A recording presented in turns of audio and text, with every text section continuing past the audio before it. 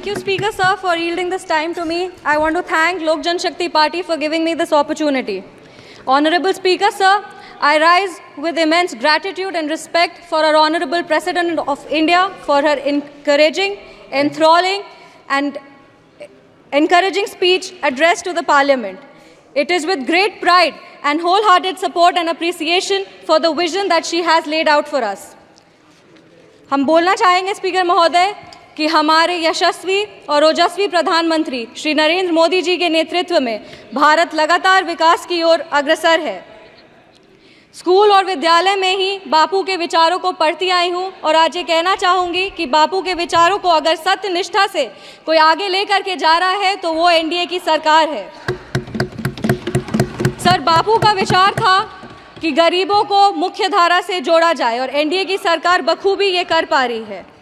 देश में 4 करोड़ से ज़्यादा पीएम आवास योजना की स्वीकृति, 12 करोड़ परिवारों में 55 करोड़ व्यक्तियों को पीएम आरोग्य योजना के तहत स्वास्थ्य बीमा मिला है। 25 करोड़ लोगों को मल्टी डायमेंशनल पॉवर्टी के बाहर लाया गया है सर, और 80 करोड़ आबादी को पीएम गरीब कल्याण अन्न योजना के तहत लाभ लगातार मिल रहा है। एनडीए की सरकार ने बिना धर्म जात पूछे गरीबों का उत्थान किया है और उत्थान के लिए लगातार काम कर रही है। सर, हम बिहार से आते हैं और बिहार ने 2005 से लगातार एनडीए को बुलंदी और मजबूती दी है। बिहार में एक नेता, नियत, नेतृत्व और कड़ी निष्ठा से एनडीए बिहार को उसका गौरव और एक नया कीर्तिमान वहाँ पे विकास का गढ़ रहा है।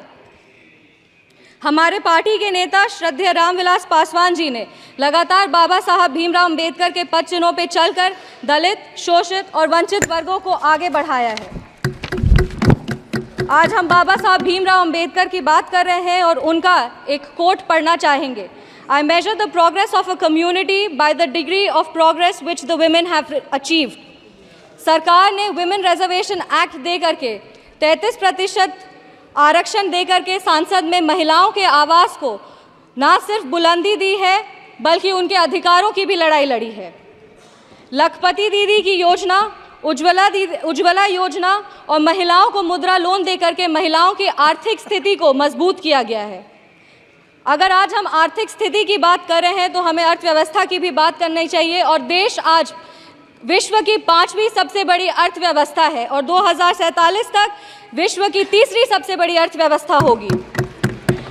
माननीय प्रधानमंत्री श्री नरेंद्र मोदी जी के नेतृत्व में भारत देश को विकास का एक व्यापक स्वरूप मिल रहा है।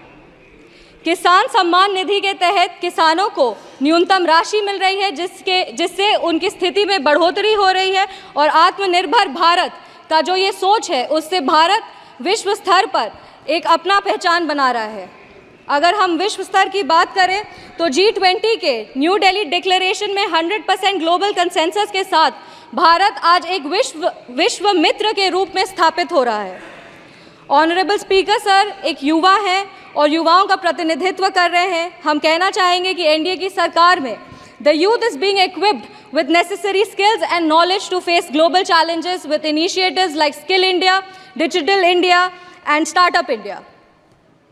सर, बिहार के युवाओं की लगातार एक मांग रही है कि बिहार को विश्व राज्य का दर्जा मिले। बिहार का प्रतिनिधित्व कर रहे हैं, इसीलिए हम हमारे माननीय प्रधानमंत्री जी से अनुरोध करेंगे कि इसके लिए अगर नीति आयोग में कुछ बदलाव किया जाए तो उस पर उनकी विशेष दृष्टि हो और बिहार को भी आगे बढ़ने का सामान्य अधिकार मिले।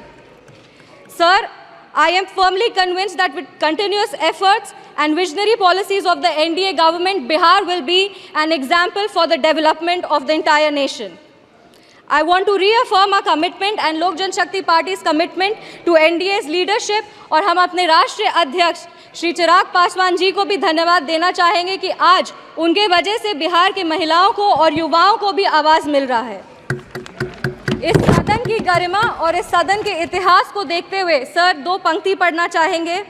जो भरा नहीं है भावों से बहती जिसमें रसधार नहीं, जो भरा नहीं है भावों से बहती जिसमें रसधार नहीं, वो हृदय नहीं है पत्थर है जिसमें स्वदेश का प्यार नहीं। धन्यवाद स्पीकर